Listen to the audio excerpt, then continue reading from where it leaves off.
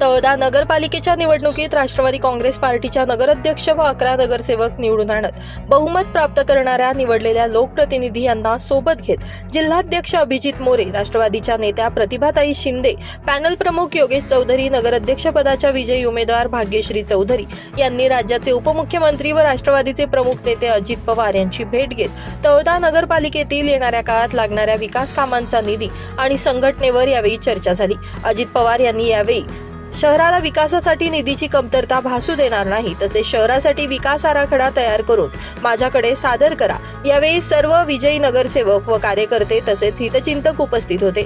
ही भेट मुंबई येथे झाली। या यशाबद्दल योगेश चौधरी यांनी माहिती देण्यापूर्वीच अजितदादा पवार यांनी योगेश चौधरी यांना माझ्याकडे तुमच्या निकालासंदर्भात सविस्तर माहिती यापूर्वीच पोहोचली आहे। अतिशय कमी कालावधीत तुम्ही राष्ट्रवादी अजित पवार गटाला मोठं यश मिळवून दिल्याबद्दल तुमचे सर्वांचे अभिनंदन केले।